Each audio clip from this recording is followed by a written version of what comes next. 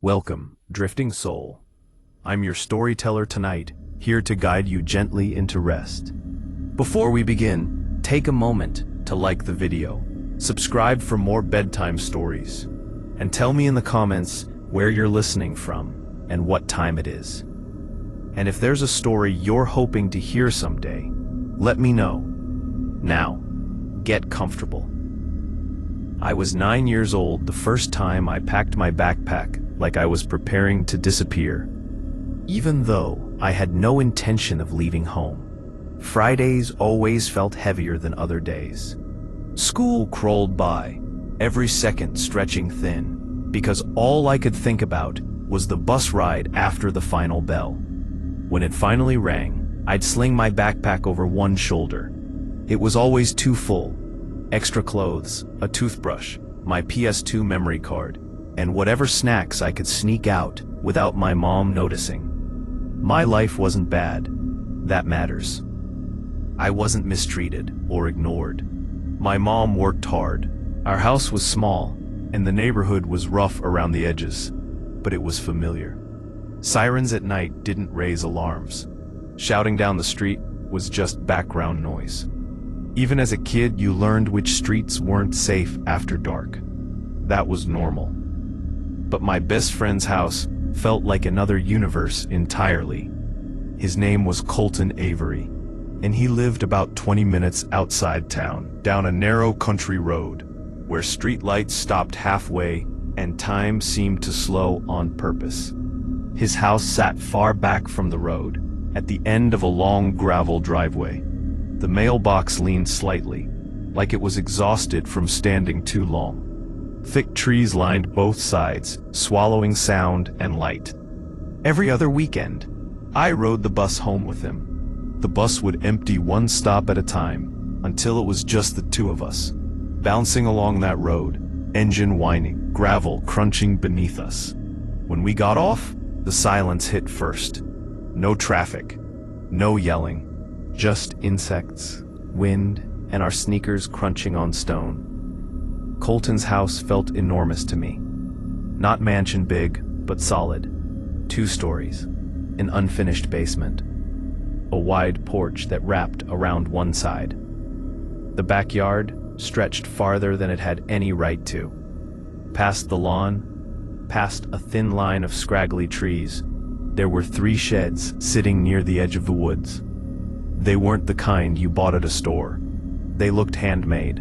Rough wood, small windows, almost like tiny cabins, built without concern for how unsettling they might look after dark. I noticed them the first time I stayed over. "Your dad built those?" I asked. Colton shrugged. "Yeah, kinda. One's junk, one's tools, one's, I don't know, old stuff." The way he said it made my skin prickle, but I didn't push. Inside, the house was calm, clean. His mom always had a box fan running somewhere, even in winter. At night, that fan became the only sound in the entire house. No television murmuring, no hallway light left on. When they went to bed, everything went dark, pitch black, the kind of darkness that presses against your eyes. That's when the house felt different. The night everything began, we stayed up late playing Grand Theft Auto San Andreas on his PS2. We weren't allowed to, so we kept the volume low and paused anytime we thought we heard footsteps.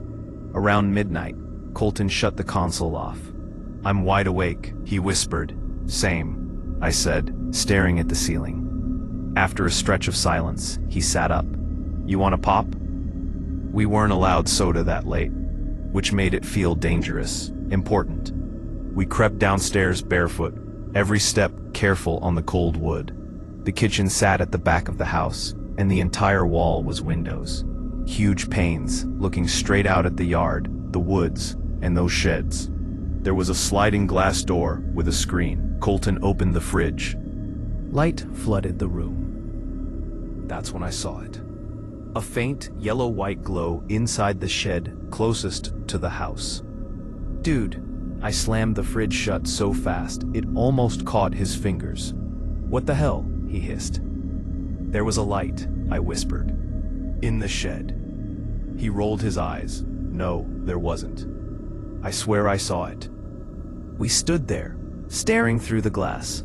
Nothing. Just darkness and trees. You're tired, he said. Your eyes messed up. I wanted to believe him. After a few minutes, I almost did. Then the light came back. This time, it moved. It swung wildly, like a flashlight in someone's hand, flashing through the tiny windows in sharp arcs. My stomach dropped. There, I whispered, my voice shaking. You see it? Colton froze. Yeah, I see it. We didn't breathe. The light moved for maybe 30 seconds. Then it vanished. We ran upstairs like something was chasing us. In his room, we sat on the floor with our backs against the bed. Maybe it's your dad, I said, even though I knew it wasn't. He'd tell us, Colton said, and he wouldn't sneak. Eventually, exhaustion pulled us under. We slept with the blankets up to our chins, like fabric could protect us. The next weekend, I stayed again. We barely mentioned it during the day, but it hovered between us. When night came, we waited.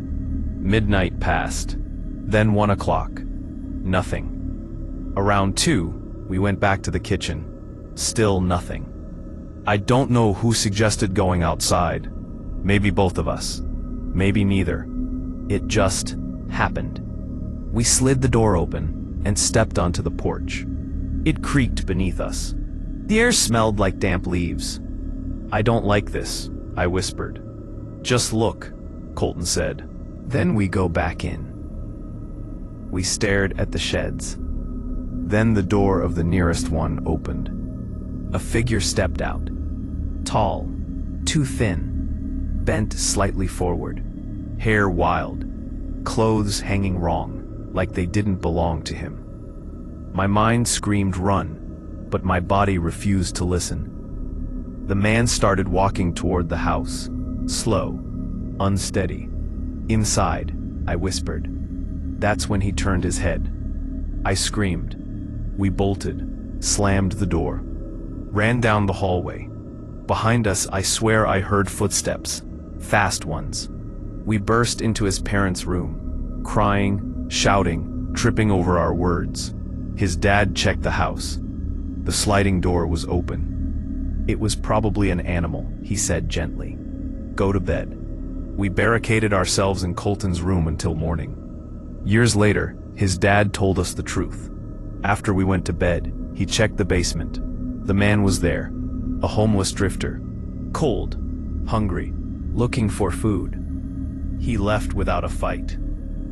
I still think about that night, because if we hadn't screamed, if we hadn't run, I don't know how different things might have ended.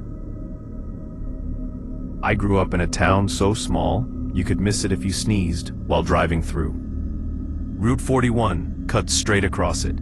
One gas station on the corner, a single red light that blinked endlessly, and a diner that smelled like burnt coffee and grease no matter the hour.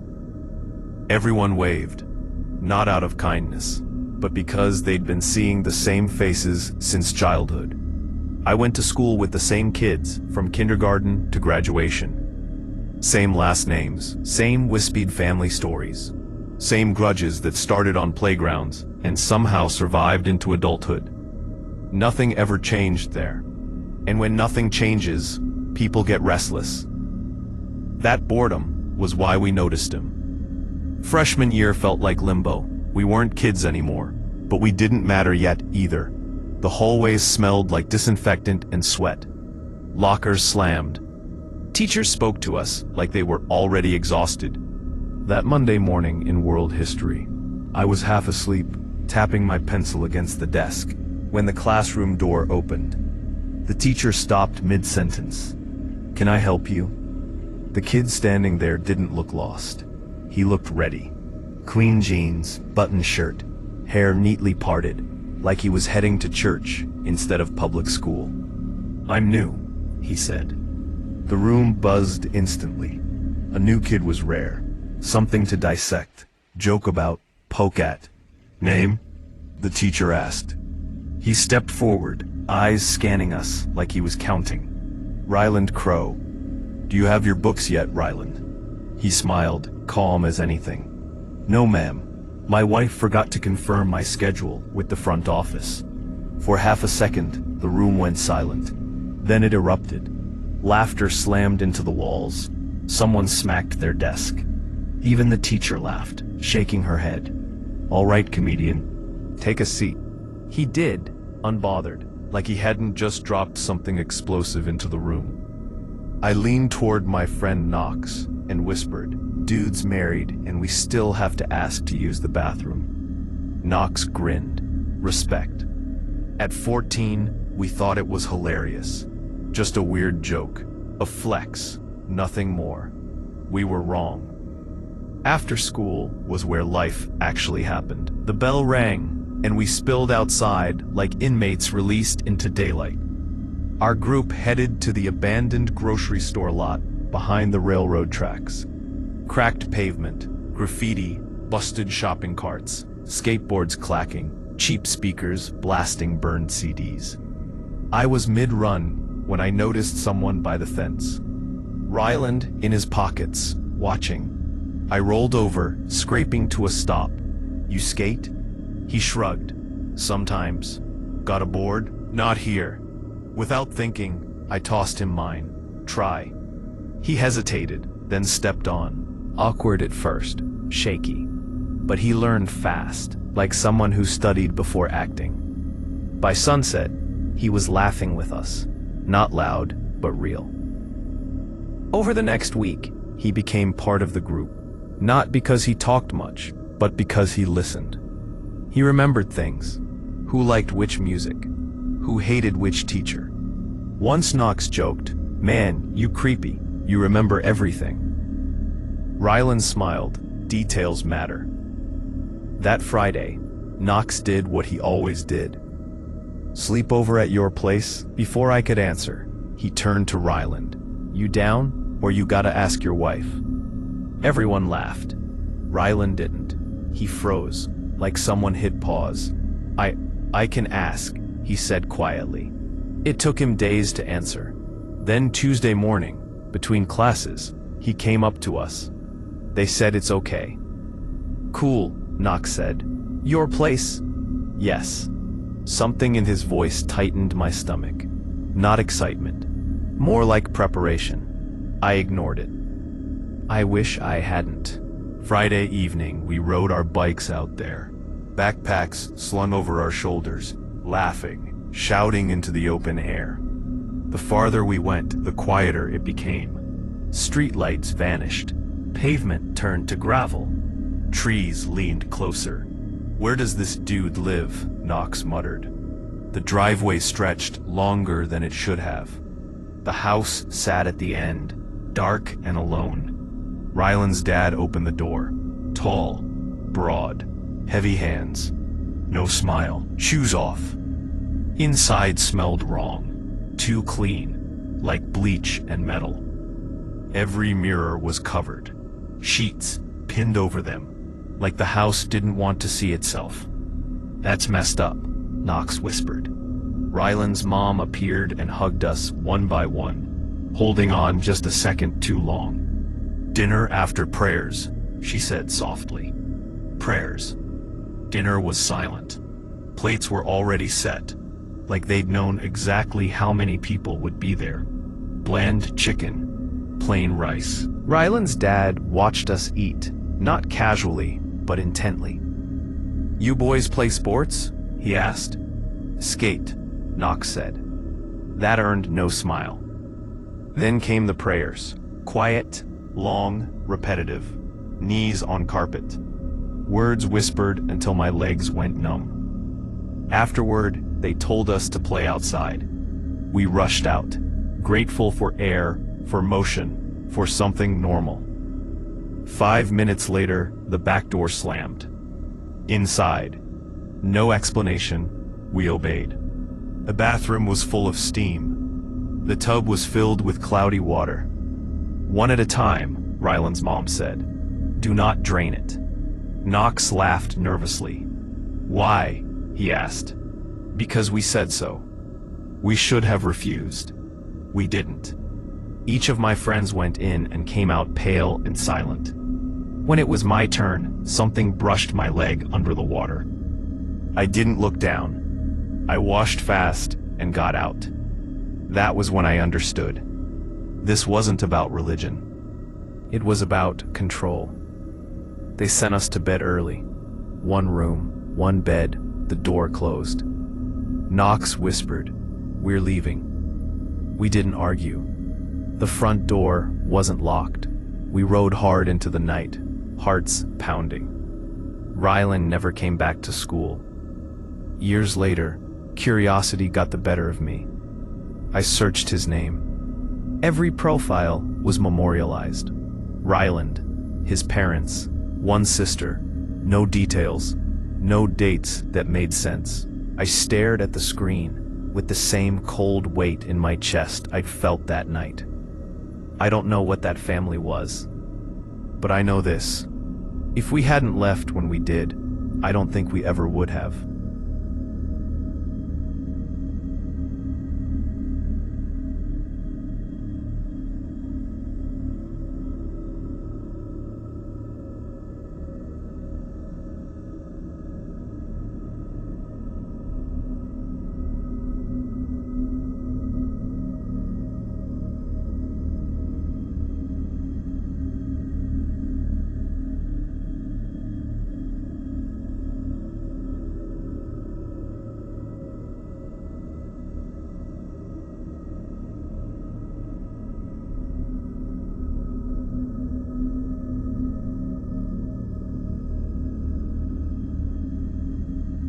I was 12 years old, and until that night, I believed terrible things only happened to other people.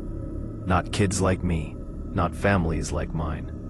Bad things were for strangers on the news, for documentaries you watched in school and forgot about by dinner. They happened far away, somewhere else. I grew up in a quiet town in western Pennsylvania, the kind of place that barely registered on a map. 2 grocery stores, 1 high school, a volunteer fire department that mostly dealt with fallen trees and false alarms. Nothing exciting ever happened there, and that was exactly how everyone wanted it. My childhood wasn't perfect, but it was normal. I shared a bedroom with my older sister, Belle.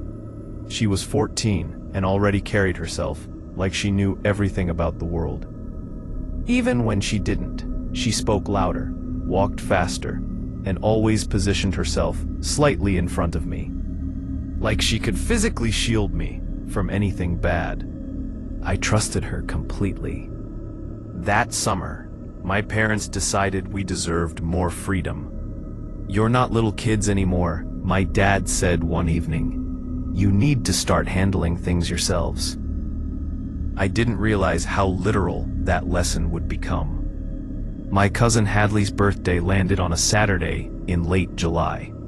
She lived about 25 minutes outside town, past the last gas station, and down a road that narrowed the farther you drove. Her house sat back from the road, surrounded by trees and open land. No nearby neighbors, no streetlights. When we arrived that afternoon, the sun was bright, the house familiar and welcoming. Hadley came running out barefoot, already buzzing with excitement. "You made it," she yelled, hugging me tight. "You're sleeping over, right?" "I don't know," I laughed. "You are," she said confidently. "I already asked." I should have paid attention to that. The party was loud and chaotic. Kids running through the house, music too loud, adults laughing on the back porch. Someone spilled soda on the carpet, and everyone pretended not to see it. By sunset, I felt full and happy, wrapped in that sleepy warmth that comes after cake and laughter. Later, Hadley pulled Belle and me aside. "Please sleep over," she begged. "My parents said it's fine if yours say yes." Belle looked at me. "You want to?" I shrugged. "Yeah." When our parents finally agreed, they hugged us goodbye around 7:30 p.m. "Call if you need anything," my mom said. "I will," I promised. I meant it. By 8 o'clock, the house felt different, quieter, hollow. Hadley's parents said they were running to her grandmother's nearby to grab a gift. 30 minutes max, her dad said. Lock the doors. They left. The engine faded. And suddenly, it was just us. 3 girls in a house as night settled in. We sat on the couch watching cartoons, plates of leftover cake balanced on our laps. The windows reflected our own faces, warped by darkness. Belle turned the volume down. They said they'd yell when they got back, right? She asked. Yeah, Hadley said. They always do. Then there was a knock. My stomach dropped. Belle straightened. Did you hear that? Probably them, Hadley said. They said they'd yell. Another knock followed, slower this time, heavier. Something felt wrong. Belle peeked through the side window. There's someone on the porch. My heart started racing. Do you recognize them? She shook her head. I called out. The door's locked. Silence. Belle looked again. They're gone. Relief rushed in. Too fast. The back door handle jiggled. Slow. Careful. Testing. That was when fear stopped being a thought and became something physical. The handle didn't turn again. Whoever was there seemed to realize we were listening. Like they were standing still, deciding their next move. Maybe it's a raccoon, Hadley whispered. Belle shot her a look. Raccoons don't test door handles. We turned off the TV. The quiet made the house feel enormous. Every breath, every tiny movement felt amplified. Lights off, Belle said. We sat in darkness, knees touching, staring toward the hallway. Minutes passed. Nothing happened. I hated how relief tried to creep back in. Maybe they left, Hadley whispered. Maybe, I said, though my chest stayed tight. We turned the TV back on, volume low. The cartoons felt wrong now, out of place. Then we heard it, a faint metallic scrape, upstairs. Belle's head snapped toward the ceiling. Did you hear that? The sound came again, longer, sliding. That's a window, I whispered. Hadley stood too fast. My parents' bedroom window sticks, but I already knew. Footsteps followed, slow, heavy, deliberate. Someone was inside the house. Hadley grabbed a broom, then hesitated before pulling a knife from the kitchen drawer. Her hand shook so badly, the blade rattled. I'll scare him, she said, trying to sound brave. No, Belle snapped, grabbing her wrist. You don't know what he has. The footsteps reached the living room. He stepped into the light. He was taller than I expected. So tall he had to duck slightly under the doorway. Broad shoulders, dirty jeans, a faded hoodie.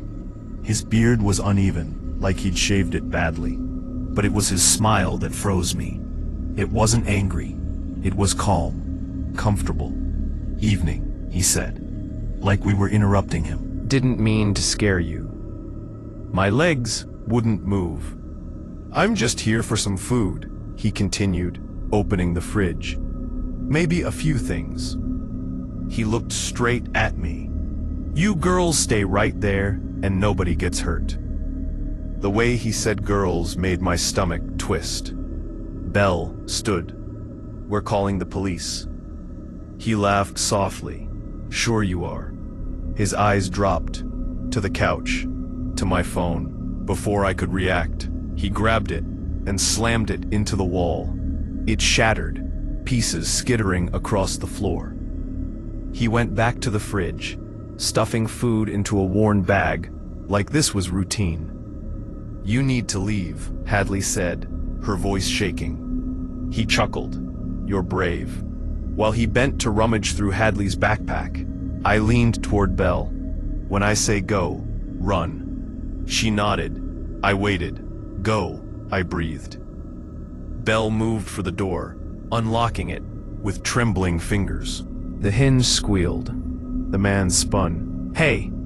He lunged, but tripped over the bag, crashing into the table. Belle ran. I ran too, until Hadley screamed. I turned and saw his hand yank her back. The knife clattered uselessly to the floor. "Let go," she screamed. I froze. Terror rooted me in place. Hadley fought harder than I thought possible. She slammed her elbow back. Once, then again, hard. He cursed and released her. "Run," I screamed. We sprinted down the driveway, barefoot, sobbing. Belle waited at the gate, crying. "I didn't want to leave you." We ran to the nearest house and pounded on the door. A woman opened it, annoyed, until she saw our faces. "He's in the house," I cried. "Please," pulled us inside and locked the door. Her husband called the police. She called Hadley's parents. The police arrived quickly. He was gone. Food missing. A few items taken. No sign of him. A month later, they caught him breaking into another house. 5 years in prison. I got a new phone, but I never got back what mattered. I don't do sleepovers anymore. And when someone knocks at night, I don't move, not until they say my name.